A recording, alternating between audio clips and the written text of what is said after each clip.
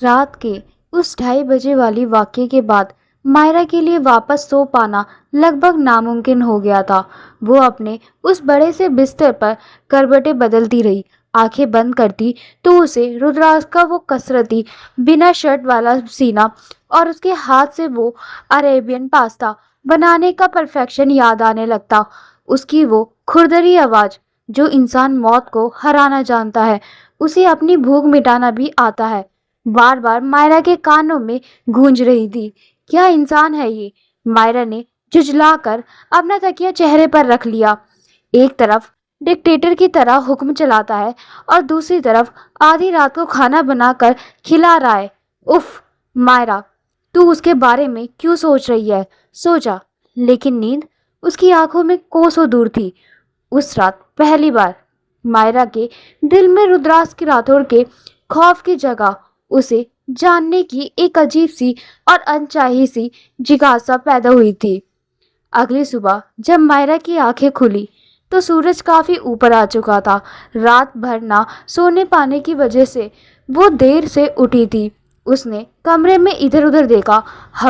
हवेली में हमेशा की तरह वो खौफनाक और भारी सन्नाटा पसरा हुआ था। रुद्राक्ष कहीं नजर नहीं आ रहा था। वैसे भी वो उसके कमरे में नहीं आता था, लेकिन आज मायरा की नजरें अनजाने में उसे ही ढूंढ रही थी। तभी दरवाजे पर नॉक हुई और मारिया सिल्वर ट्रे में मायरा की मॉर्निंग चाय लेकर अंदर आई। Good morning ma'am. मारिया ने ट्रे को साइड टेबल पर बहुत ही सलीके से रखते हुए कहा। मायरा बिस्तर पर उठकर बैठी। उसने अपने बिखरे हुए बाल पीछे किए और चाय का कप उठाते हुए बहुत ही कैजुअल तरीके से पूछा, गुड मॉर्निंग मारिया, तुम्हारे बॉस कहाँ हैं? आज हवेली में इतना सन्नाटा क्यों है? मारिया ने नजरें झुकाए हुए जवाब दिया, बॉस सुबह जल्दी ही अपने काम से निकल गए थे मैम। वो अक्सर सुबह हवेली में नहीं होते। मायरा ने चाय का एक घूंट लिया। रात वाली वो जिज्ञासा अभी भी उसके दिमाग में कुलबुला रही थी। उसने सोचा कि मारिया से ही कुछ उगलवाया जाए। एक बात बताओ मारिया। मायरा ने अपने कप को दोनों हाथों में पकड़ते हुए थोड़ा सा अपनी आवाज को धीमा करके पूछा, तुम्हारे ये बॉस, क्या ये हमेशा से ही ऐसा खड़ूस, मिस्टीरियस और अजीब है? मतलब क्या उसे रात में नींद नहीं आती? वो अक्सर आधी रात को ऐसे ही जागता रहता है क्या? मारिया का हाथ जो बिस्तर की चादर ठीक कर रहा था अचानक रुक गया। उसके चेहरे का रंग एक ही सेकंड में उड़ गया। मैम, मारिया हल्कलाने लगी। अरे डर क्यों रही हो? मायरा ने अपनापन दिखाते हुए कहा, मैं तो बस जनरली पूछ रही हूँ। मतलब कल रात वो किचन में था और जिस तरह से वो, खैर छोड़ो। मैं बस ये पूछ रही हूँ कि क्या इस हवेली में उसका हमेशा से यही रूटीन है? उसका कोई दोस्त वोस्त नहीं है क्या? मारिया के माथे पर पसीने की बूंदें चमकने लगी। उसने घबराहट में अपने दोनों हाथ एल्प्रेंस से पूछे हुए और 2 कदम पीछे हट गई। मैम, मुझे मुझे माफ कर दीजिए। मारिया की आवाज कांप रही थी। हवेली के स्टाफ को बॉस की निजी जिंदगी, उसकी नींद या उनके किसी भी रूटीन के बारे में बात करने से सख्त मनाही है। अगर बॉस को पता चला कि मैंने उनके बारे में कोई बात की है तो वो मेरी जबान कटवा देंगे। Excuse me ma'am. इससे पहले कि मायरा कुछ और पूछ पाती, मारिया लगभग भागते हुए कमरे से बाहर निकल गई। मायरा मुंह खोले हुए जाते हुए उसे देख रही थी। हद है। उसने चाय का कप वापस ट्रे में पटका। क्या खौफ बिठा रखा है उस डिक्टेटर ने? एक सवाल पूछ लो तो नौकर ऐसे भागते हैं जैसे मैंने कोई बम मांग लिया हो। मायरा नहा धोकर तैयार हुई और अपने कमरे में ही एक किताब पढ़ने लगी। दोपहर के करीब 2 बज रहे थे। तभी अचानक मायरा के कमरे का दरवाजा खुला। बिना नॉक किए मायरा ने झटके से अपनी किताब नीचे की। दरवाजे पर रुद्राक्ष खड़ा था। उसने 3 पीस ब्लैक सूट पहना हुआ था। बाल परफेक्टली सेट थे और उसकी आंखों में वो ही पुराना सर्द और खौफनाक गुरूर था। वो अपनी धीमी और भारी चाल में कमरे के अंदर दाखिल हुआ और सीधे मायरा के सोफे के सामने आकर खड़ा हो गया। मायरा की धड़कनें अचानक तेज हो गई, लेकिन उसने अपना बागी एटीट्यूड नहीं छोड़ा। इस हवेली में दरवाजे क्या सिर्फ डिजाइन के लिए लगाए गए हैं या तुम्हें नॉक ना करने की कोई पुश्तैनी बीमारी है? मायरा ने अपनी किताब झटके से टेबल पर पटकते हुए बेहद चिढ़कर कहा। रुद्राक्ष ने उसकी इस तल्खी को हवा में ऐसे उड़ा दिया जैसे उसने कुछ सुना ही ना हो। उसने बहुत ही इत्मीनान से अपने सूट का बटन खोला, दोनों हाथ पैंट की जेब में डाले और अपनी वो सर्द अथाह काली नजरें मायरा के चेहरे पर टिका दी। मुझे अंदाजा नहीं था मिसेस राठौर। रुद्राक्ष की आवाज उस शांत कमरे में बेहद नीची और मखमली थी जिसने मायरा की सांसों को एक पल के लिए भारी कर दिया कि अचानक आपको मेरी रातों की नींद, मेरी आदतों और मेरी इस निजी जिंदगी में इतनी गहरी दिलचस्पी होने लगेगी। मायरा एक सेकंड के लिए पूरी तरह सन्न रह गई। उस मारिया की बच्ची ने जाकर सब बता दिया इसे। चोरी पकड़े जाने की वो अजीब सी झेप मायरा के गालों पर साफ नजर आने लगी थी, जिसे उसने तुरंत अपने मुंहफट गुस्से और एटीट्यूड के पीछे छिपाने की कोशिश की। वो झटके से सोफे से खड़ी हुई और सीधा रुद्राक्ष की उन काली आंखों में घूरते हुए बोली, अपनी इन गलत फहमियों को तुम्हारे अंदर या तुम्हारी रातों की नींद में मैं इस घर में रहती हूँ तो मैं कम से कम इतना तो पता होना चाहिए ना कि यहाँ कौन रात भर भूत की तरह जागता रहता है। और क्या मैं इस हवेली में किसी नौकर से 2 मिनट नॉर्मल बात भी नहीं कर सकती? तुम्हें मेरी हर एक सांस की रिपोर्ट क्यों चाहिए होती है मिस्टर राठौर? मेरे पीछे कोई जासूस लगा रखे है क्या तुमने? रुद्राक्ष अपनी जगह से 1 इंच भी नहीं हिला। उसके चेहरे पर कोई गुस्सा नहीं था, बल्कि उसके होठों पर एक कोना हल्का सा ऊपर उठ गया। वो एक बेहद कातिलाना और इंटेंस मुस्कान थी। राठौर मैंशन में मुझे किसी सिपाही की जरूरत नहीं पड़ती। रुद्राक्ष ने बहुत ही आहिस्ता से अपनी जेब में हाथ निकाला और एक कदम मायरा की तरफ करीब आ गया। यहाँ दीवारों के भी कान होते हैं, और वैसे भी जो नौकर मेरे खौफ से सांस लेते हैं वो अपने मेरी बातें करने की जरूरत अभी नहीं करेंगे। मायरा ने पीछे हटने की कोशिश की, लेकिन सोफे की वजह से वो पीछे नहीं जा पाई। तो मत करने दो। मायरा ने अपनी आवाज थोड़ी और ऊंची की ताकि उसकी घबराहट रुद्राक्ष को ना दिखे। मुझे भी कोई शौक नहीं है तुम्हारे राज जानने का। तुम जो चाहे करो, रात भर जागो या जो मर्जी आए करो। मुझे हर बात पर ऐसे इरिटेट करने की जरूरत नहीं है। रुद्राक्ष ने अपना एक हाथ मायरा के सोफे के बैक रेस पर टिका दिया और थोड़ी सी उसकी तरफ झुक गया। उन दोनों के बीच की वो दूरी अब ना के बराबर थी। रुद्राक्ष की वो परफ्यूम की महक मायरा के गुस्से को पिघला रही थी। गुस्सा कर रही हो या अपनी चोरी पकड़े जाने की झेप मिटा रही हो बेबी? रुद्राक्ष की आवाज अब एक भारी फुसफुसाहट में बदल चुकी थी। मैं कोई झेप नहीं कर रही। मायरा ने उसकी आंखों से नजरें चुराते हुए हड़बड़ाकर कहा, अगर मेरे बारे में इतना ही सोचने लगी हो। रुद्राक्ष ने अपना दूसरा हाथ भी सोफे के आर्म रेस्ट पर रखकर उसे पूरी तरह से अपनी बाहों के घेरे में कैद कर लिया। उसकी आंखों में अब एक ऐसा नशा था जो किसी भी लड़की को पागल कर दे। और मेरी नींद की इतनी ही फिक्र होने लगी है तो किसी नौकर से क्यों पूछना, सीधा मेरे पास क्यों नहीं आती? मायरा का दिल सीने में हथौड़ी की तरह धड़कने लगा। वो इतनी करीब से रुद्राक्ष की उन काली आंखों का तिलिस्म बर्दाश्त नहीं कर पा रही थी। मुझे कोई फर्क नहीं है। मायरा ने अपने दोनों हाथ रुद्राक्ष के कोट के कॉलर के पास रखे और उसे हल्का सा पीछे धकेलने की कोशिश की, लेकिन रुद्राक्ष तस से मस नहीं हुआ। और मैं तुम्हारे पास क्यों आऊंगी? तुम खुद ही अपना ये खौफ और रहस्य वाला ड्रामा लेकर घूमते रहते हो। रुद्राक्ष ने मायरा के उन कांपते हुए हाथों को देखा जो उसके सीने पर रखे थे। उसने बहुत ही नजाकत से मायरा का एक हाथ अपनी उंगलियों से जकड़ा और उसे वहां से हटाकर अपने दिल के ठीक ऊपर रख दिया। मायरा की सांसें वहीं अटक गई। उसे रुद्राक्ष के कोट के नीचे उसके दिल की वो शांत लेकिन भारी धड़कन महसूस होने लगी। ड्रामा नहीं है। रुद्राक्ष ने सीधा उसकी आंखों में देखते हुए बहुत ही गहराई से कहा, मेरा पास्ट, मेरे राज और मेरी ये रात रात भर जागने की आदतें, ये सब बहुत डार्क है। नौकरों से पूछोगी तो सिर्फ खौफ मिलेगा, लेकिन अगर मुझसे पूछोगी तो शायद तुम्हें वो रुद्राक्ष राठौर देखने को मिले जिसे आज तक इस दुनिया ने नहीं देखा। रुद्राक्ष ने अपना चेहरा मायरा के कान के बिल्कुल करीब ले जाकर फुसफुसाया, शर्त बस इतनी है कि मेरे इन अंधेरों को जानने के बाद आप खुद को मुझसे दूर नहीं कर पाओगी। क्या आप इस खतरे के लिए तैयार हैं मिसेस राठौर? ये कोई धमकी नहीं है, ये रुद्राक्ष राठौर के इश्क का वो डार्क और गहरा इजहार था जो वो बिना आई लव यू कहे कर रहा था। मायरा के पास इस बात का कोई जवाब नहीं था। उसका वो तेज और बागी दिमाग इस इंसान की इंटेंसिटी के आगे पूरी तरह सुन पड़ चुका था। वो बस रुद्राक्ष की आंखों में देखती रह गई। रुद्राक्ष ने बहुत ही स्मूथ तरीके से मायरा का हाथ छोड़ा। वो सीधा खड़ा हुआ और अपनी जैकेट ठीक करते हुए वापस अपने उसी पुराने कूल और कोल्ड वाले माफिया एटीट्यूड में आ गया। शाम को तैयार रहना, रुद्राक्ष ने मुड़ते हुए एक बॉस की तरह कहा। हम बाहर डिनर पर जा रहे हैं और हाँ, मुझे इंतजार करना पसंद नहीं है।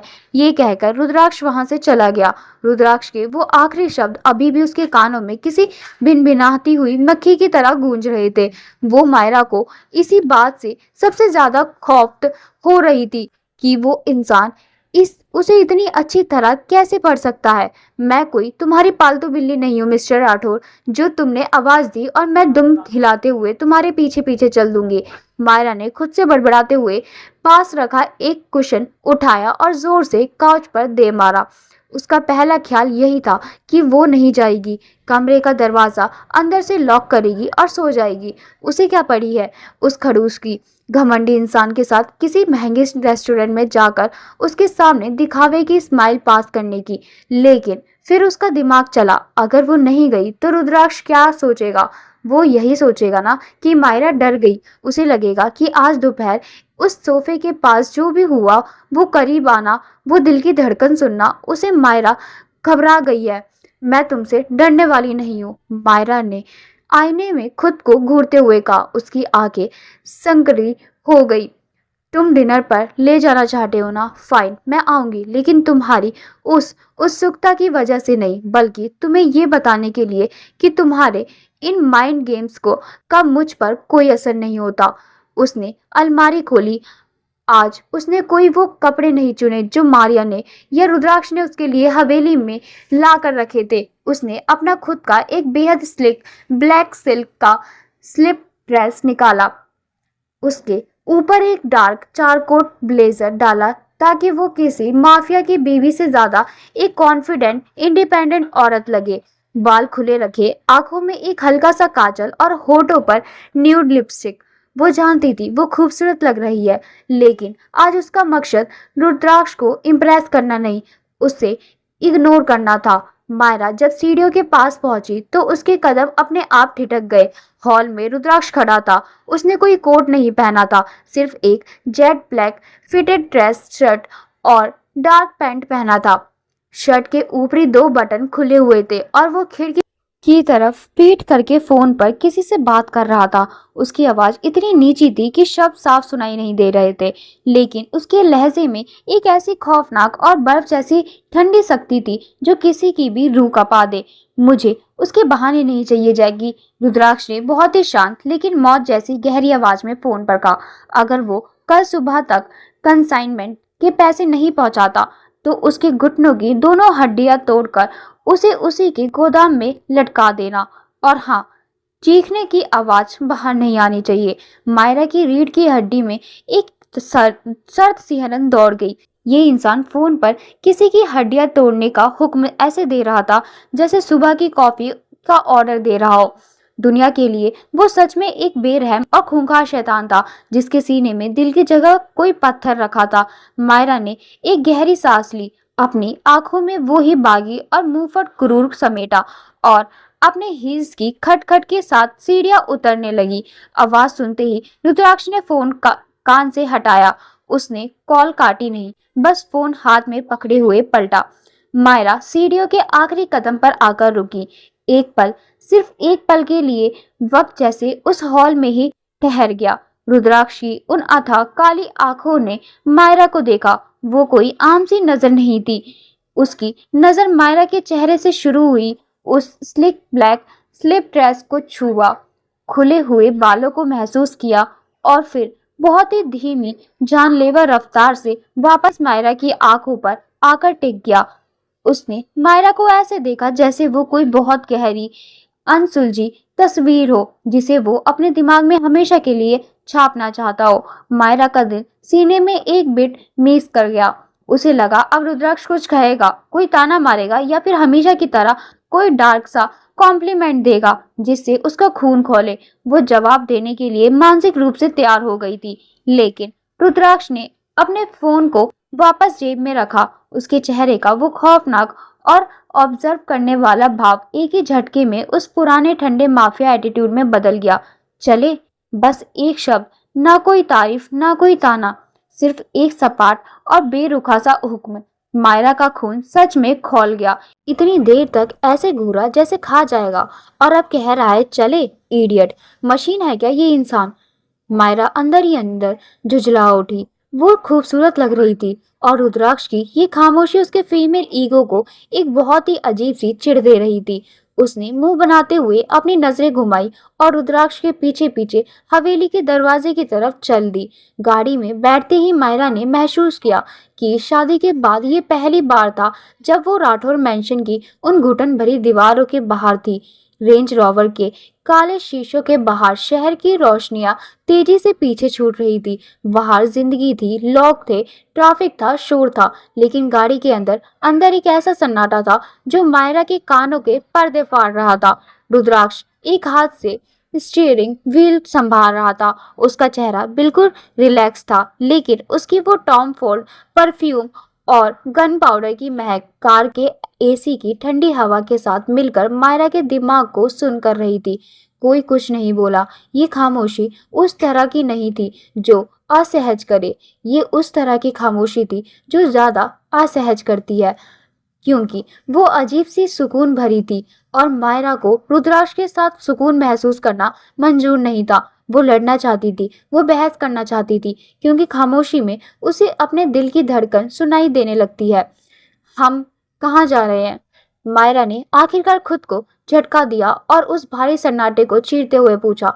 रुद्राक्ष ने नजरें सामने सड़क पर ही रखी। डिनर पर, ये मुझे पता है। मायरा ने चिढ़कर अपनी आंखें घुमाई। लेकिन कहाँ? रुद्राक्ष ने गाड़ी को बहुत ही स्मूथली टर्न किया। उसने अपनी गर्दन हल्की सी मायरा की तरफ घुमाई। उसके चेहरे पर वो ही आधी छिपी हुई चीज थी, जो मुस्कुराहट तो बिल्कुल नहीं थी, लेकिन उसके होठों के किनारे पर एक ऐसा ठहराव था जो साफ बता रहा था कि वो मायरा की इस झुंझलाहट का पूरा मजा ले रहा है। आप इतना ज्यादा बेशक क्यों हो रही हैं? थोड़ी देर में पता चल जाएगा, मिसेस राठौर। रुद्राक्ष ने वापस सामने देखते हुए बहुत ही तहजीब में जवाब दिया। तुम कभी किसी सवाल का सीधा जवाब देते हो? मायरा ने सीट पर थोड़ा मुड़ते हुए बिल्कुल सीधे शब्दों में वार किया। वो उसकी इस रहस्यमय खामोशी से तंग आ चुकी थी। हाँ बिल्कुल मिसेस राठौर, मैं हमेशा सीधा जवाब देता हूँ। रुद्राक्ष की आवाज़ कार के बंद कैबिन में एक भारी वाइब्रेशन की तरह गूंजी। जब सवाल सीधा हो। मायरा ने अपनी आंखें सिकुड़ी। मेरा सवाल बिल्कुल सीधा था। मैंने पूछा हम कहाँ जा रहे हैं, इसमें क्या टेढ़ा है? रुद्राक्ष ने गाड़ी की स्पीड थोड़ी सी कम की। उसने एक गहरी सांस ली और स्टीयरिंग पर उंगलियां टेप करते हुए बहुत ही धीमे लेकिन रोंगटे खड़े कर देने वाले लहजे में कहा, सवाल सीधा था, लेकिन उसके पीछे की बेचैनी नहीं। मायरा सन्न रह गई। मतलब?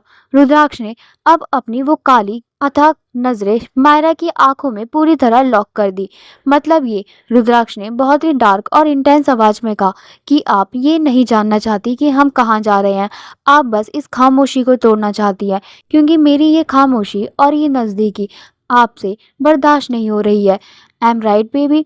मायरा ने झटके से अपना मुंह बंद कर लिया। उसके गले में जैसे शब्द अटक गए। ये इंसान, ये शैतान दिमाग पड़ता था। वो बिल्कुल सही कह रहा था, और उसे सबसे ज्यादा गुस्सा इस बात का आ रहा था कि रुद्राक्ष ने उसे इतनी आसानी से पकड़ लिया था। मायरा ने बिना कुछ कहे झटके से अपना चेहरा वापस से खिड़की की तरफ मोड़ लिया और बाहर देखने लगी। उसके गालों पर गुस्से और झेप का लाल रंग छा रहा था। रुद्राक्ष ने कुछ नहीं कहा। उसने बस गाड़ी की स्पीड वापस बढ़ा दी। उसके होठों का वो कोना अब थोड़ा और ऊपर उठ गया था। वो दुनिया के लिए भले ही एक खूंखार दानव था, लेकिन अपनी इस मुंहफट और बागी बीवी के गुरूर को बिना छुए सिर्फ अपने शब्दों से तोड़ने में इस माफिया बॉस को एक बहुत ही खतरनाक और डार्क मजा आने लगा था। 20 मिनट बाद रेस्टोरेंट बाहर से जितना आलीशान और गुमनाम लग रहा था, अंदर से उतना ही आलीशान और रहस्यमय था। वहां की खामोशी कोई आम शांति नहीं थी। वो बेशुमार दौलत और खौफ से खरीदी गई खामोशी थी। मध्यम पीली रोशनी, डार्क दीवारें और टेबल के बीच इतना फासला कि पास बैठे इंसान की सांसें भी दूसरी टेबल तक ना पहुंचे। ये वो जगह थी जहां शहर के सबसे रसूखदार लोग अपनी काली दुनिया के सफ़ेद सौदे करने आते थे। वो लोग जो किसी की नज़रों में नहीं आना चाहते थे। वेटर ने बिना कोई सवाल किए उन्हें सबसे अंधेरे और प्राइवेट कोने वाली टेबल की सबसे तरफ रास्ता दिया। किसी ने उस दानव को उसके नाम से नहीं पुकारा, लेकिन वहां खड़े हर गार्ड और मैनेजर की झुकी हुई नजरें और कांपते हाथ चीख चीख कर बता रहे थे कि वो जानते थे ये खौफनाक शख्स कौन है। अपनी कुर्सी पर बैठते ही मायरा ने मेज पर रखा मेन्यू कार्ड उठाया। अंदर अजीबोगरीब इटालियन और फ्रेंच डिशेस के नाम थे। मुझे नहीं पता इस अजीब सी जगह पर क्या अच्छा मिलता है, मायरा ने मेन्यू कार्ड के पन्ने पलटते हुए बिना नजरें उठाए कहा। मुझे पता है, रुद्राक्ष ने बहुत ही इत्मीनान से अपनी चेयर के बैक स्ट्रैप पर टेक लगाते हुए जवाब दिया। तो मायरा ने अपनी नजरें उठाई और एक बागी अंदाज में उसे देखा। इसका मतलब ये तो नहीं है कि तुम इससे पहले कि मायरा अपनी बात पूरी करती, रुद्राक्ष का भारी हाथ आगे बढ़ा और उसने बहुत ही स्मूथ तरीके से मेन्यू कार्ड मायरा के हाथों से लेकर बंद कर दिया। उसने मायरा की तरफ नहीं देखा, बल्कि पास खड़े वेटर की तरफ नजर घुमाई और बिना एक ही भी शब्द बोले हवा में अपनी दो उंगलियां उठा दी। वेटर ने खौफ से सिर झुकाया और तुरंत वहां से गायब हो गया। मायरा की आंखें फैल गई। उसका पारा एक ही सेकंड में 7वें आसमान पर पहुंच गया। ये क्या बदतमीजी थी। मायरा ने थोड़ा आगे झुकते हुए अपनी आवाज को दबाकर लेकिन बेहद बेहद तीखे लहजे में कहा, मैंने अभी तक डिस्कस नहीं किया। तुम हर बार मेरी मर्जी को अपने जूतों के नीचे कुचलना जरूरी समझते हो। मैंने सिर्फ ये कहा था कि मुझे नहीं पता यहाँ क्या अच्छा है। इसका मतलब ये नहीं था कि तुम मेरे लिए मेरा खाना भी खुद तय करोगे। रुद्राक्ष ने पानी का गिलास उठाया। उसके चेहरे पर कोई झुंझलाहट नहीं थी, बल्कि उसके होठों के किनारों पर एक बेहद डार्क और शैतानी सी मुस्कान तैरने लगी। मायरा का ये झंझलाना, उसका ये हर बात पर उलझना रुद्राक्ष को अंदर ही अंदर एक अजीब सा मजा दे रहा था। शांत हो जाइए बेबी, रुद्राक्ष ने गिलास वापस टेबल पर रखते हुए बहुत ही सर्द और मखमली आवाज में कहा। इस जगह पर लोग मोर मचाने नहीं, अपने राज दफनाने आते हैं बेबी। ये शब्द मायरा के कानों में किसी जलते हुए तीर की तरह चुभता था। मुझे बेबी बुलाना बंद करो, मायरा ने अपने दांत पीसते हुए कहा। उसकी आंखों में वो मुंहफट गुरूर साफ झलक रहा था। ये कोई टिपिकल हैंडसम वाइफ का डिनर डेट नहीं है कि तुम जो मंगवाओगे मैं चुपचाप खा लूंगी, और मैं तुम्हारी कोई कठपुतली नहीं हूँ जिसे तुम बिना पूछे कुछ भी खिला दोगे। मैं अपना ऑर्डर खुद दे सकती हूँ। रुद्राक्ष अपनी जगह से थोड़ा आगे की तरफ झुका। उसने अपने दोनों हाथ टेबल पर टिकाए और अपनी उन काली अतः नजरों से मायरा को ऐसे घूरा जैसे उसे अंदर तक पढ़ रहा हो। कठपुतली होती, रुद्राक्ष ने अपनी आवाज को इतना नीचे और रोंगटे खड़े कर देने वाला कर दिया कि मायरा की धड़कनें अचानक तेज हो गई। तो अब तक मेरे इशारों पर नाच रही होती, लेकिन आप तो मेरी वो खूबसूरत, डेयरिंग और स्ट्रांग बेबी है जिसे मेरी हर बात काटने में, मुझसे हर पर उलझने में कुछ ज्यादा ही मजा आने लगा है ना। मायरा ने कुछ बोलने के लिए होठ खोले, लेकिन रुद्राक्ष ने उसे मौका ही नहीं दिया। और रही बात ऑर्डर की, रुद्राक्ष ने अपने उस डार्क स्माइल को बरकरार रखते हुए कहा, तो मैंने यहाँ का बेस्ट इटालियन मैप ऑर्डर किया है। आपके उस तेज चलने वाले दिमाग को शांत करने के लिए बेहतरीन रहेगा। तुम्हें मेरी चॉइस का कुछ नहीं पता। मायरा ने चिढ़कर अपना मुंह फेर लिया। मुझे आपके बारे में वो सब पता है मिसेस राठौर, रुद्राक्ष ने बहुत ही गहराई से एक एक शब्द चबाते हुए कहा, जो शायद आप खुद भी नहीं जानती। मायरा ने झटके से पानी का गिलास उठाया और एक ही घूंट में आधा पानी पी गई। वो जानती थी कि इस इंसान से जुबानी जंग जीतना नामुमकिन था। उसने गिलास नीचे रखा और अपनी नजरें टेबल पर टिका दी। ठीक है, अभी ये लड़ाई नहीं, लेकिन उसका वो जीनियस दिमाग अब पागलों की तरह दौड़ने लगा था।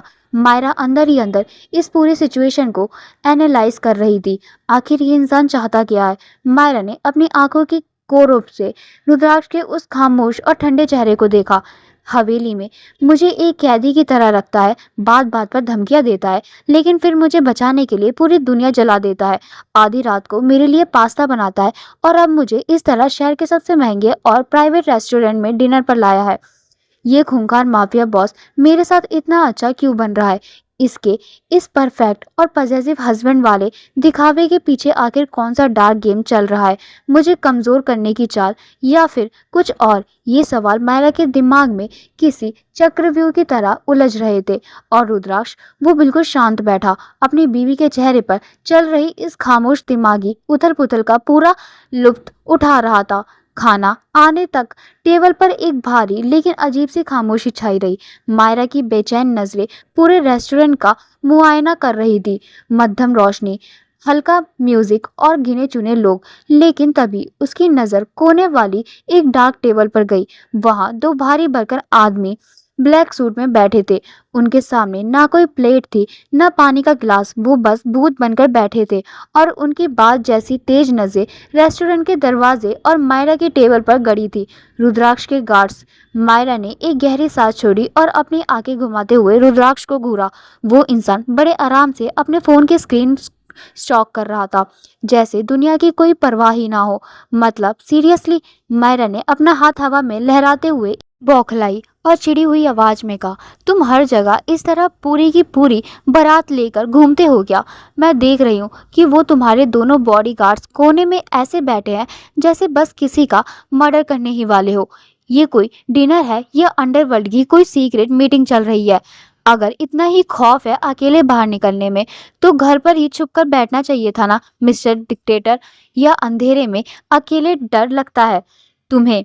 कमरे में एक पल के लिए ऐसी खामोशी छा गई कि मायरा को लगा उसने शायद माफिया बॉस के ईगो पर कुछ ज्यादा ही जोर का वार कर दिया है। लेकिन रुद्राक्ष के चेहरे पर कोई गुस्सा नहीं आया। उसने बहुत ही इत्मीनान से अपना फोन बंद करके मेज पर उल्टा रख दिया और अपनी वो अथाह काली नजरें मायरा पर गाड़ दी। उसके होठों पर वो ही शैतानी और शांत मुस्कान थी जो मायरा को इरिटेट करती थी। अकेलेपन से या अंधेरे से वो लोग डरते हैं बेबी, जिनका खुद का वजूद अंधेरे से नाप बना हो। रुद्राक्ष ने बहुत ही शांत लेकिन एक खौफनाक गहराई के साथ कहा, मुझे खौफ नहीं है, लेकिन जो लोग मेरी इस गद्दी के दुश्मन हैं वो कायर नहीं है, और बहादुर दुश्मन कभी अकेले वार नहीं करते। रुद्राक्ष ने हल्का सा आगे झुकते हुए अपनी आवाज को और धीमा किया, ये फौज मेरी हिफाजत के लिए नहीं खड़ी है, ये इसलिए खड़ी है ताकि मेरे साथ बैठी मेरी बीबी के सुकून भरे डिनर में किसी भी बाहरी इंसान की चीखें या गोलियों की आवाज दखल न डाले। बीबी, फिर से वही शब्द। मायरा ने एक पल के लिए अपनी आंखें सिकोड़ी। उसकी वो मजाकिया बौखलाहट अचानक शांत हो गई। कितने दुश्मन पाल रखे हैं तुमने अपनी इस महान जिंदगी में? मायरा ने ताना मारते हुए पूछा, लेकिन इस बार उसकी आवाज में एक अजीब सी संदिग्धता थी। गिनती भी याद है या फिर बस हर दिन एक नया नाम अपनी हिट लिस्ट में जोड़ लेते हो? कितनी डरावनी और घुटन भरी जिंदगी है ये तुम्हारी। हर जगह इंसान को तुम शक की नजर से देखते हो। रुद्राक्ष ने अपनी नजर मायरा की आंखों से 1 इंच भी नहीं हटाई। जिंदगी हर किसी की डरावनी होती है मिसेस राठौर, उसने बहुत ही ठहरे हुए, लगभग थके हुए लहजे में कहा। बस फर्क इतना है कि कुछ लोगों का खौफ उनके चेहरे पर साफ नजर आता है और कुछ का खौफ उनकी इस झूठ, बेखौफ और मुंहफट बगावत के पीछे छिप जाता है। मायरा एक पल के लिए पूरी तरह सन्न रह गई। रुद्राक्ष की उस लाइन ने सीधा मायरा के उस दिमागी कवच पर वार किया था जिसे वो अपने गुस्से के पीछे पहनकर घूमती थी। वो भी तो अंदर से डरी हुई थी, बस दुनिया को दिखाने के लिए ये बागी नकाब पहन रखा था। मायरा ने महसूस किया कि सामने बैठा ये आदमी कभी कभी ऐसी बात कह देता है जो किसी खूंखार बेरहम माफिया बॉस की नहीं, बल्कि एक ऐसे इंसान की लगती थी जिसने जिंदगी के सबसे काले और थका देने वाले सच को अकेले झेला हो। वो इस अजीब सी कशमकश में रुद्राक्ष को कुछ पलटकर जवाब देने ही वाली थी। तभी वेटर ट्रॉली पर वो इटालियन मैबेक और वाइन लेकर आ गया। प्लेट्स मेज पर सजने लगी। और वो जो एक बहुत ही इंटेंस अनकही सी डोर उन दोनों के बीच एक पल के लिए जुड़ी थी, वो वहीं खामोशी में दब गई। जब मायरा ने खाना टेस्ट किया तो लैम्प सच में लाजवाब था। मायरा ने जैसे ही पहला निवाला मुंह में रखा, गोश्त मक्खन की तरह घुल गया। उसे अंदर ही अंदर मानना पड़ा कि रुद्राक्ष राठौर की चॉइस में वाकई कोई कमी नहीं थी। लेकिन मायरा सूर्यवंशी और अपनी हार मान ले, सवाल ही पैदा नहीं होता। उसने बड़ी मुश्किल से अपने चेहरे पर आने वाले उस सुकून वाले एक्सप्रेशन को छुपाया और बहुत ही नॉर्मल तरीके से चबाने लगी। लेकिन रुद्राक्ष की वो चील जैसी नजरें, उनसे कुछ छिपता कहाँ था। कैसा है? रुद्राक्ष ने वाइन का गिलास हाथ में घुमाते हुए बहुत ही इत्मीनान से पूछा। ठीक है, मायरा ने बहुत ही कैजुअल और मुंह बनाते हुए कहा। मतलब कोई ऐसा भी नहीं है कि खाकर इंसान सीधे स्वर्ग की सीढ़ियां चढ़ जाए या इसके लिए नोबेल प्राइज मिल जाए। बस काम चला हुआ है, पेट भरने के लिए खाया जा सकता है। रुद्राक्ष के होठों का वो कोना फिर से ऊपर उठ गया। काम चलाओ? रुद्राक्ष ने थोड़ा आगे झुकते हुए अपनी सर्द और मखमली आवाज में कहा। वाकई, लेकिन आपके चेहरे के भाव तो कुछ और ही कह रहे हैं मिसेस राठौर। एक सेकंड पहले तो आपकी आंखों में वो चमक थी जैसे इस काम चलाओ चीज ने आपकी आत्मा को जन्नत का रास्ता दिखा दिया हो। Hello, excuse me. मायरा का वो झुंझलाया हुआ और मुंहफट अंदाज तुरंत बाहर आ गया। उसने अपना काटा प्लेट में खट से रखा। तुम क्या कोई चलते फिरते फेस स्कैनर हो या तुमने मेरे चेहरे पर कोई सीसीटीवी कैमरा फिट कर रखा है जो मेरी हर पल की एक्सप्रेशन को ऐसे बैठकर डिकोड करते रहते हो? अपना ये माइंड रीडर वाला ड्रामा बंद करो मिस्टर राठौर। मुझे कोई जन्नत वन्नत नहीं दिखी। रुद्राक्ष ने वाइन का एक घुट लिया। वो उसकी इस बौखलाहट का पूरा लुत्फ उठा रहा था। मैं माइंड रीडर नहीं हूँ बीवी, रुद्राक्ष ने बहुत ही तहजीब और एक डार्क फ्लर्ट वाले लहजे में कहा। लेकिन जब सामने रखी किताब के पन्ने हवा में खुद ब खुद फड़फड़ा रहे हो तो उसे पढ़ने के लिए किसी स्कैनर की जरूरत नहीं पड़ती। आपका चेहरा बहुत साफ और खुली हुई किताब है जिसमें आप लाख छुपाए लेकिन आपकी चोरी पकड़ी ही जाती है। अच्छा जी। मायरा ने अपनी आंखें बड़ी की और पूरी तरह से पलटवार करने के मूड में आ गई।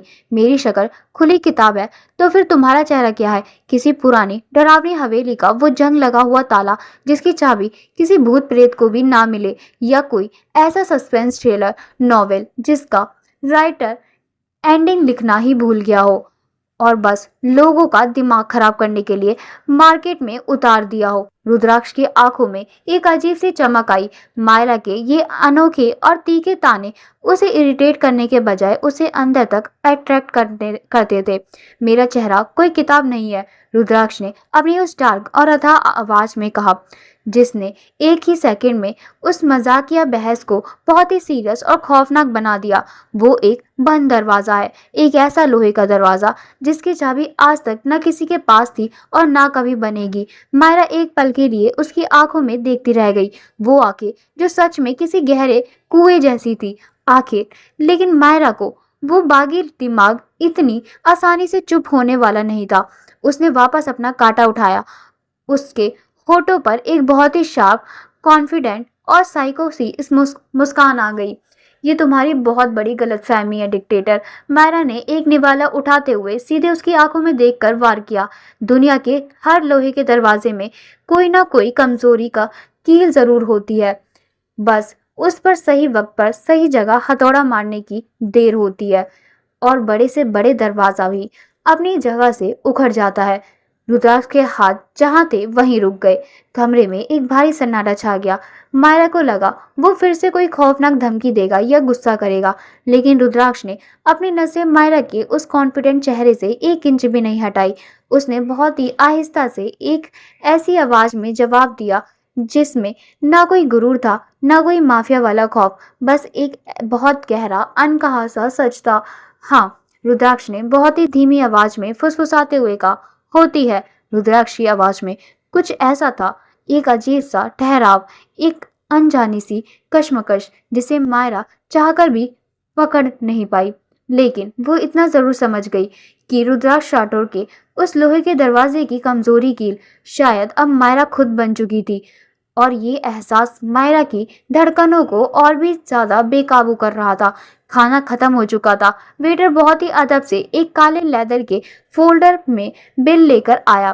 तभी मायरा ने देखा कि एक उम्रदार आदमी जो एक महंगे ग्रे सूट में था और जिसके पीछे दो भारी भरकम बॉडीगार्ड्स चल रहे थे, उनकी टेबल के पास आकर रुक गया। राठौर रुद्राक्ष ने बहुत ही इत्मीनान से अपनी वाइन का गिलास नीचे रखा और ऊपर देखा। उसके चेहरे का वो सुकून वाला भाव एक पल में गायब हो गया और उसकी जगह उस माफिया वाले बर्फीले और खौफनाक गुरूर ने ले ली। मेहता जी, सुना था सिंडिकेट के शेर ने शादी कर ली है। उस आदमी ने एक बहुत ही अजीब और चिपचिपी सी मुस्कान के साथ कहा। फिर उसकी नजर मायरा पर गई।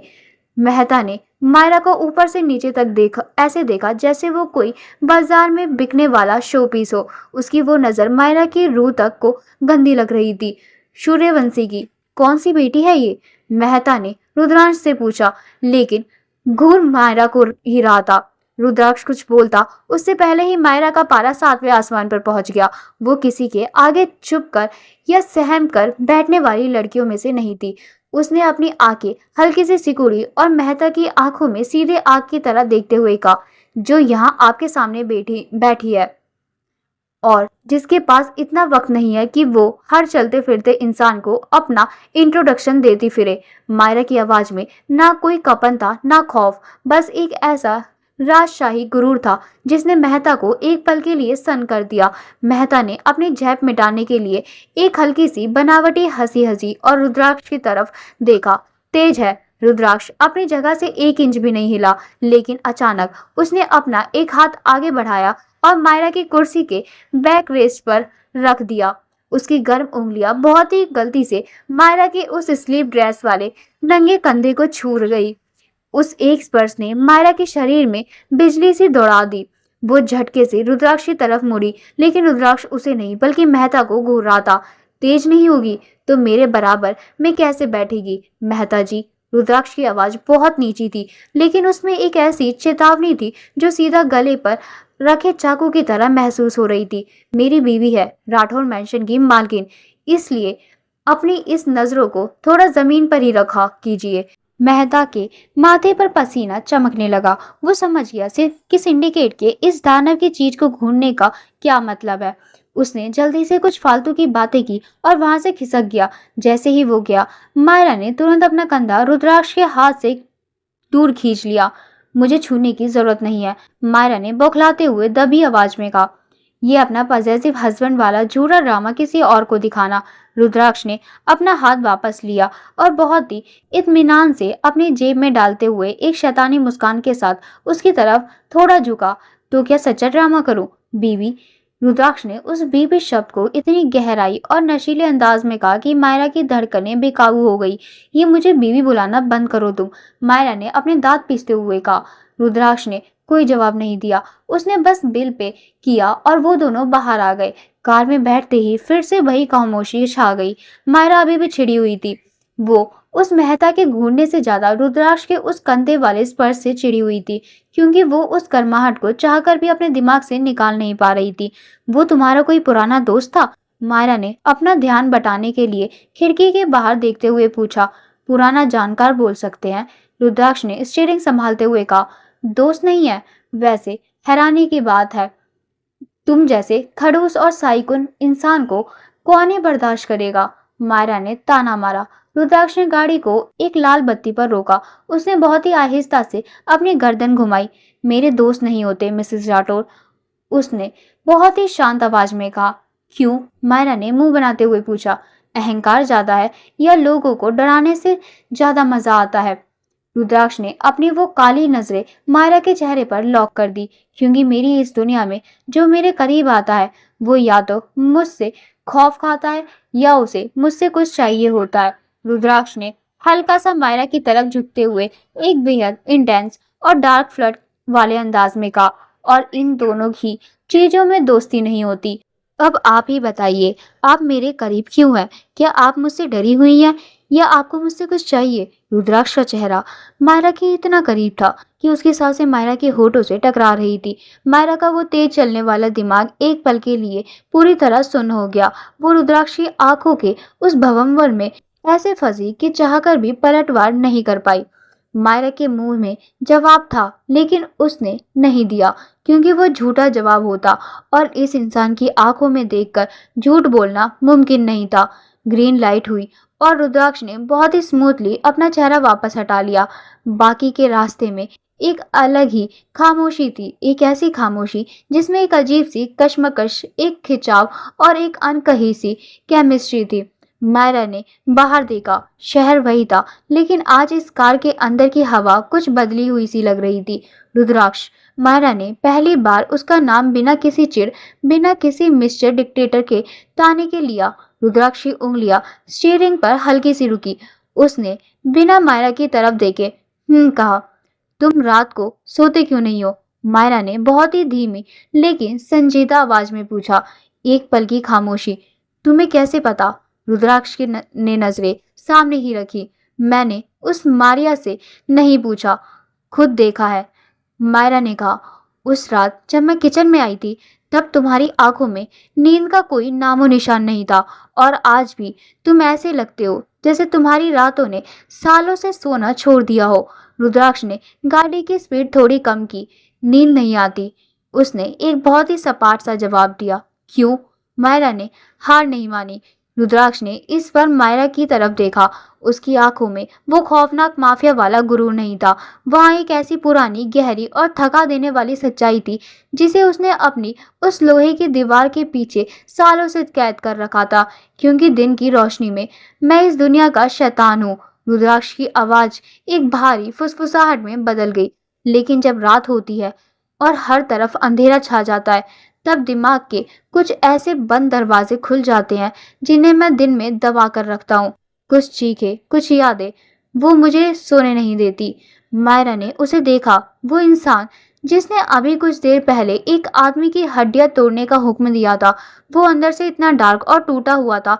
मायरा को नहीं पता था कि ये पल क्या था, लेकिन ये कुछ तो था।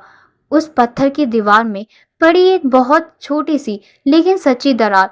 मायरा के दिमाग ने कहा कि ये वही कमजोर कील है जिस पर उसे वार करना है, लेकिन उसके दिल ने कुछ और ही महसूस किया।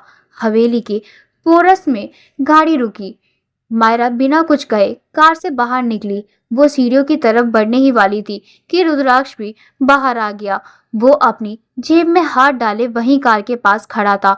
कल सुबह रुद्राक्ष की आवाज ने मायरा के कदमों को रोक दिया। नाश्ते पर रहना। मायरा ने एक पल के लिए अपनी आंखें बंद की, अपने उस बागी एटीट्यूड को वापस बुलाया और पीछे मुड़कर उसे एक ताना भरी नजर से देखा। ये तुम्हारा कोई नया आदेश है मिस्टर राठौर? रुद्राक्ष अपनी जगह पर शांत खड़ा था।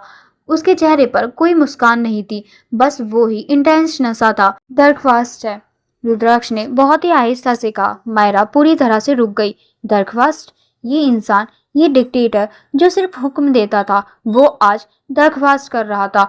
मायरा के अंदर की वो सारी चिढ़, वो सारा गुस्सा अचानक हवा हो गया, लेकिन उसने अपने चेहरे पर वो हैरानी नहीं आने दी। देखूंगी, मायरा ने अपना नोज अप एटीट्यूड दिखाया। अगर मेरी नींद खुल गई तो आ जाऊंगी। वो मुड़ी और अपनी हील्स की उसी खटखट के साथ हवेली के अंदर चली गई। रुद्राक्ष वहीं अपनी जगह पर खड़ा रहा। एक पल, दो पल, फिर उसने अपना सिर उठाया और हवेली की उस ऊपरी मंजिल की खिड़की की तरफ देखा जो मायरा के कमरे की थी।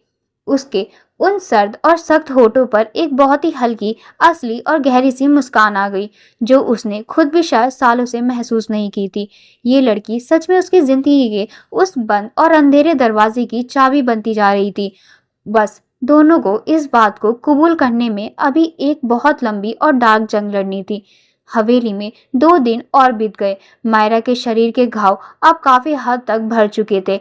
उसके चलने में अब लड़खड़ाहट नहीं थी और उसकी जॉ लाइन का कट भी अब सिर्फ एक हल्की सी लकीर बन रहा था। इन 2 दिनों में रुद्राक्ष उसे दोबारा नहीं दिखा।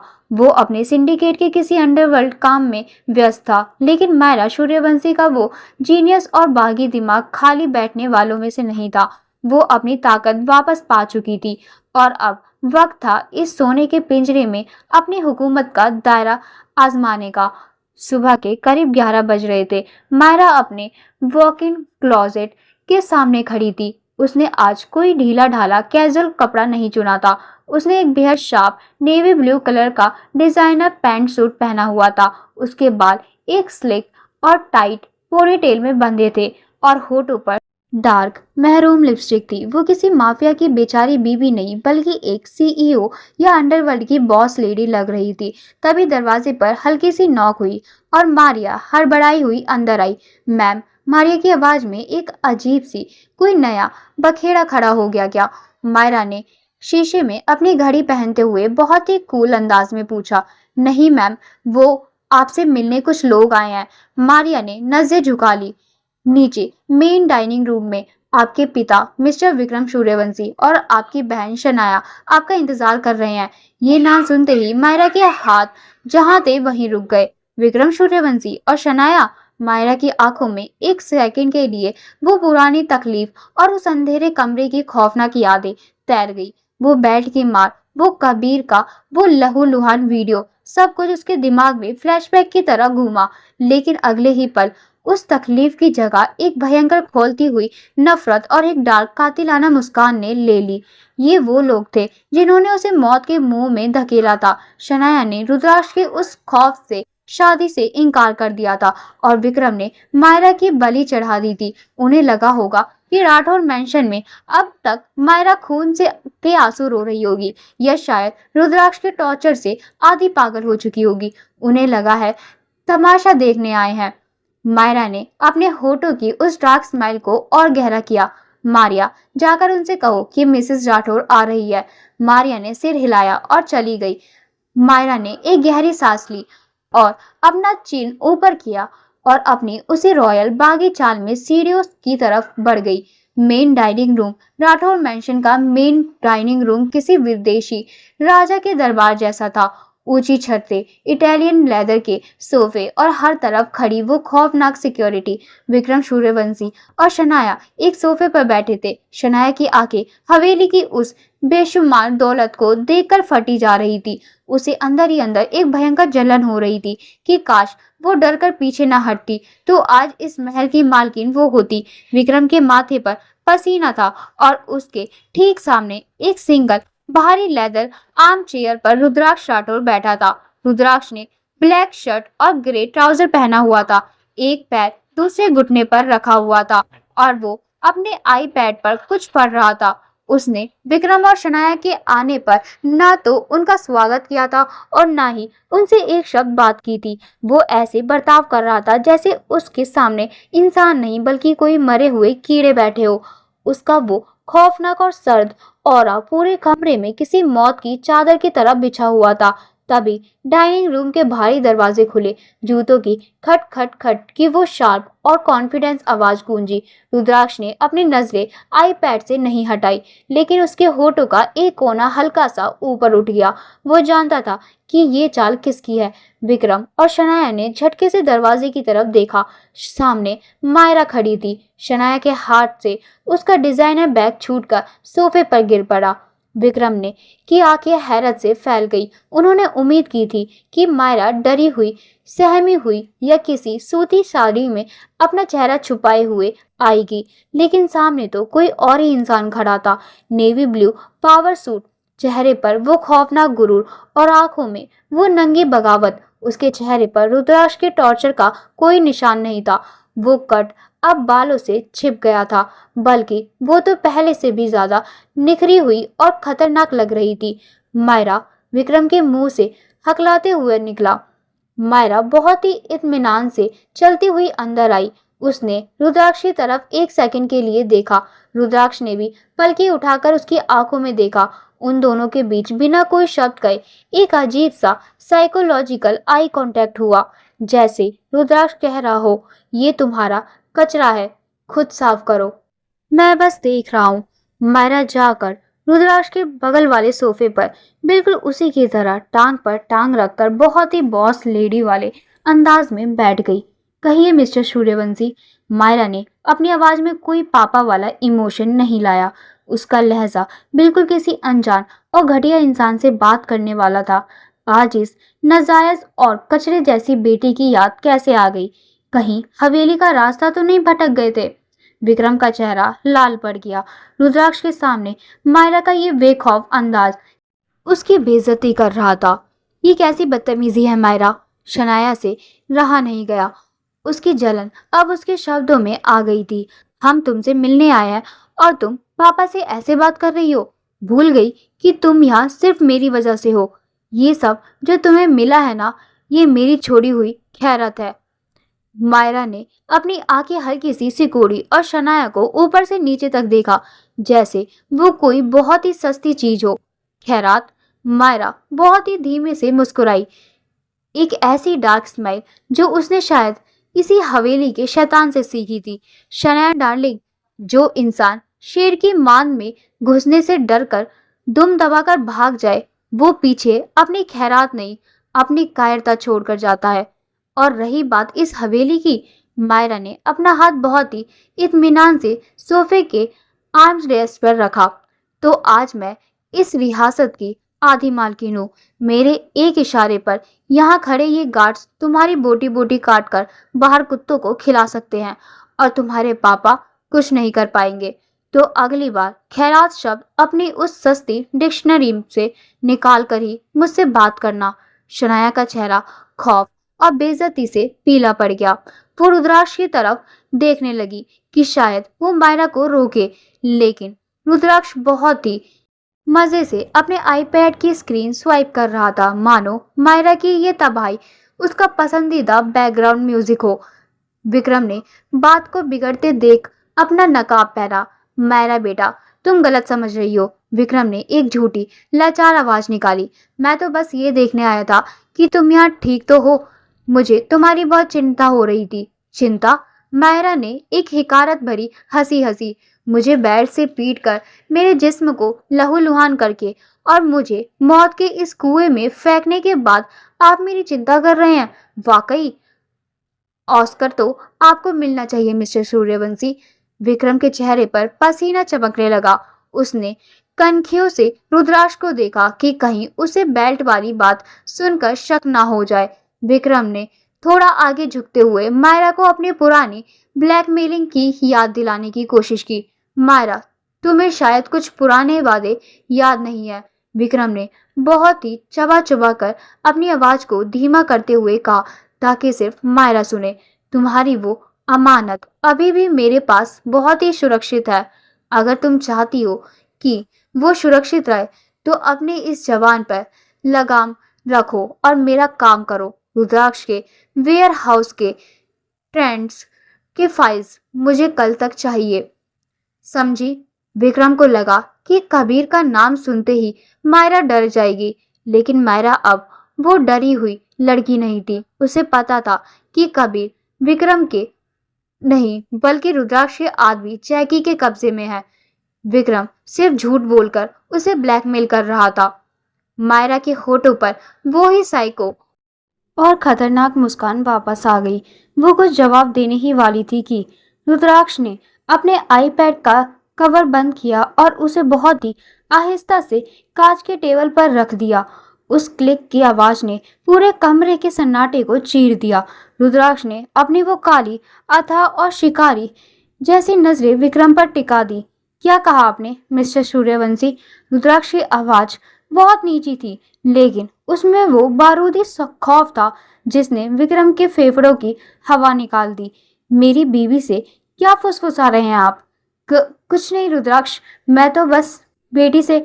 विक्रम हकलाने लगा। रुद्राक्ष अपनी जगह से बहुत ही इत्मीनान से खड़ा हुआ। वो चलता हुआ मायरा के सोफे के पीछे आया। उसने अपने दोनों हाथ मायरा के सोफे के बैक रेस्ट पर रखे और अपना चेहरा हल्का सा मायरा के कान के पास झुका लिया। उसका ये पजेसिव और डोमिनेटिंग पोज देखकर विक्रम और शनाया की सांसें हलक में अटक गई। मेरी बीवी से जो भी बात करनी है, वो इतनी आवाज में कीजिए कि मेरे कानों तक भी पहुंचे मिस्टर सूर्यवंशी। रुद्राक्ष ने मायरा की कुर्सी के पीछे खड़े रहकर बिल्कुल एक खूंखार शेर की तरह विक्रम को घूरा, क्योंकि राठौर मैंशन में मेरी पीठ पीछे कोई भी सौदा नहीं होता, और अगर मुझे पता चलता कि आपने मेरी बीवी को डराने या उसे कोई हुक्म देने की जरूरत की है, रुद्राक्ष ने एक बहुत ही डार्क और सैड स्माइल विक्रम को दी, तो मैं उस अमानत का तो पता नहीं, लेकिन आपकी इस सूर्यवंशी हवेली को जरूर रातों रात आग लगा दूंगा, और आपकी इस बेटी शनाया की तरफ इशारा करते हुए को उसी आग में खड़ा करके तमाशा देखूंगा। शनाया खौफ से चीखते हुए विक्रम के पीछे छुप गई। विक्रम के पैरों तले जमीन खिसक गई। जो रुद्राक्ष शादी के वक्त कह रहा था कि उसे इस लड़की से कोई मतलब नहीं है, वो आज इस तरह मायरा के लिए पूरे सूर्यवंशी खानदान को तबाह करने की धमकी दे रहा था। मायरा का दिल सीने में तेज धड़कने लगा। रुद्राक्ष का वो भारी गर्म सीना जो उसके सोफे के पीछे सटा हुआ था, और उसकी वो खौफनाक पॉसेसिव वाइब मायरा का दिमाग सुन कर रही थी। वह इंसान उसे ब्लैकमेल भी करता था, लेकिन दुनिया के सामने उसके लिए काल भी बन जाता था। निकलिए यहाँ से, रुद्राक्ष ने सीधा फरमान सुनाया, और अगली बार मेरी हवेली का दरवाजा खटखटाने से पहले अपनी औकात और अपनी मौत दोनों का इंतजाम करके आइएगा। विक्रम और शनाया में एक शब्द और बोलने की हिम्मत नहीं थी। वो दोनों अपनी जान बचाकर पागलों की तरह उस हवेली के मेन दरवाजे से बाहर भाग गए। उनके जाते ही डाइनिंग रूम में फिर से वो भारी सन्नाटा छा गया। मायरा अभी भी अपने सोफे पर शांत बैठी थी।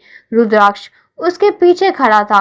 रुद्राक्ष ने अपना हाथ सोफे के बैक रेट से हटाया और बहुत ही नजाकत से अपनी उंगलियां मायरा के उस स्लिक पैंट सूट वाले कंधे पर रख दी। उसका वो स्पर्श बर्फ की तरह सर्द दिखने वाले उस इंसान के अंदर छुपी आग की तरह गर्म था। मायरा की धड़कनें जो विक्रम और शनाया के जाने के बाद शांत होनी चाहिए थी, रुद्राक्ष के इस अचानक किए गए स्पर्श से पागलों की तरह दौड़ने लगी। रुद्राक्ष की उंगलियां उसके कंधों पर रुकी नहीं। वो बहुत ही धीमी, रोंगटे खड़े कर देने वाली नजाकत के साथ ऊपर की तरफ बढ़ी। उसकी खुरदरी और गर्म उंगलियों के पोर मायरा की गर्दन को हल्के से छूते हुए उसकी जॉ लाइन तक पहुंच गए। रुद्राक्ष का अंगूठा बहुत ही आहिस्ता से उस जगह पर आकर रुक गया जहां तारा की डायमंड रिंग के से वो गहरा कट लगा था। निशान अब भर चुका था, बस एक बहुत ही हल्की सी लकीर बाकी थी। रुद्राक्ष ने उस लकीर को अपने अंगूठे से ऐसे सहलाया जैसे वो कोई बहुत कीमती लेकिन नाजुक चीज हो। मुझे लगा था, रुद्राक्ष की आवाज मायरा के कान के बिल्कुल करीब एक भारी और डीप फुसफुसाहट में गूंजी कि ये बागी तेवर और ये आंखों की आग आप सिर्फ मुझसे लड़ने के लिए बचा कर रखती हैं। मायरा की सांसें भारी होने लगी। वो चाहकर भी अपनी गर्दन हटा नहीं पा रही थी। रुद्राक्ष की वो टॉम फोर्ड परफ्यूम और उसकी कड़क आवाज मायरा के जीनियस दिमाग को पूरी तरह सुन कर रही थी। रुद्राक्ष का अंगूठा अभी भी उसके गाल को बहुत ही अधिकार के साथ सहला रहा था, लेकिन जिस बेखौफ गुरूर के साथ आज आपने अपने ही बाप की आंखों में देखकर उन्हें उनकी औकात दिखाई है। रुद्राक्ष अपनी आवाज को और धीमा करते हुए मायरा के थोड़ा और करीब झुका। वाकई बहुत कातिलाना लग रही थी आप, मिसेस राठौर। आपके इस बगावती और बेखौफ रूप का नशा मेरी उस सबसे महंगी इटालियन वाइन से भी ज्यादा गहरा था। ये एक तारीफ थी, लेकिन रुद्राक्ष राठौर के अंदर में एक ऐसी डार्क, पॉजिटिव और इंटेंस तारीफ जिसने मायरा के अंदर के सारे अलार्म बजा दिए। उसका दिल इतनी जोर से सीने में धड़क रहा था कि उसे डर लगा कहीं रुद्राक्ष उसे सुन ना ले। वो इस माफिया बॉस के इतने करीब खुद को कमजोर नहीं पड़ने दे सकती थी। इसी घबराहट और अपने पिघलते हुए जज्बातों को छुपाने के लिए मायरा का डिफेंस मैकेजिन झटके से एक्टिव हुआ। उसने तुरंत अपना सिर झटक कर रुद्राक्ष के उस गर्म हाथ को खुद से दूर किया और झटके से सोफे से खड़ी हो गई। वो पलटी और उसने अपनी आंखों में एक बनावटी लेकिन तीखा गुस्सा भरते हुए रुद्राक्ष को घूटा। डोंट। मायरा ने झटके से अपना चेहरा पीछे खींचा। उसकी सांसें तेज चल रही थी, लेकिन उसने अपनी आंखों में एक भयंकर और तीखी चीड़ भरी वो अपनी इस अंदरूनी घबराहट को रुद्राक्ष के सामने किसी भी कीमत पर कमजोरी नहीं बनने देना चाहती थी। मुझे इस तरह छूने की कोई जरूरत नहीं है तुम्हें, मायरा ने एक कदम और पीछे लेते हुए बहुत ही रूखे और मुंहफट अंदाज में कहा। और ये अपना ड्रामा किसी और के सामने करना रुद्राक्ष राठौर, मैं बहुत अच्छे से जानती हूँ कि आज तुमने विक्रम सूर्यवंशी को मेरी वजह से नहीं, अपने उस माफिया वाले ईगो की वजह से बेइज्जत किया है। तुम्हें बस दुनिया को ये दिखाना था कि तुम्हारी चीजों पर कोई और हुक्म नहीं चला सकता। तो अपनी ये झूठी हमदर्दी और ये कातिलाना नजदीकियां मुझसे दूरी रखो। रुद्राक्ष का हाथ जो हवा में रह गया था, उसने बहुत ही इत्मीनान से उसे नीचे किया और अपनी पैंट की जेब में डाल लिया। उसके चेहरे पर मायरा की इस कड़वी बात का कोई असर नहीं हुआ, कोई गुस्सा नहीं आया, बल्कि मायरा की इस तरह बचाव की मुर्दा में आने और उसकी तेज सांसों को देखकर रुद्राक्ष के उन सख्त होठों का एक कोना बहुत ही शैतानी और डार्क तरीके से ऊपर उठ गया। झूठी हमदर्दी और ईगो, रुद्राक्ष ने बहुत ही आहिस्ता से उन लफ्जों को दोहराया, जैसे उसे कोई बहुत दिलचस्प मजाक सुनने को मिल गया हो। वो अपनी उस खामोश और शिकारी वाली चाल में एक कदम मायरा की तरफ बढ़ा। मायरा ने पीछे हटना चाहा, लेकिन पीछे रखा भारी सोफा आड़े आ गया। वो वहीं फंस गई। रुद्राक्ष अब उसके इतने करीब आ गया कि उसकी वो कड़क बारूदी महक मायरा के दिमाग पर हावी होने लगी। उसने अपना एक हाथ मायरा के पास सोफे के बैक रेस्ट पर टिका दिया और थोड़ा सा उसकी तरफ झुक गया। मेरी हमदर्दी हमेशा झूठी ही होती है। रुद्राक्ष की आवाज इतनी नीची और रोंगटे खड़े कर देने वाली थी कि वो सीधे मायरा के सीने में गूंजी।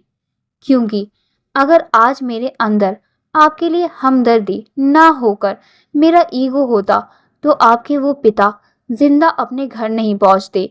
उनकी लाश इसी ड्राइंग रूम में फर्श पर पड़ी होती। मायरा सन्न रह गई।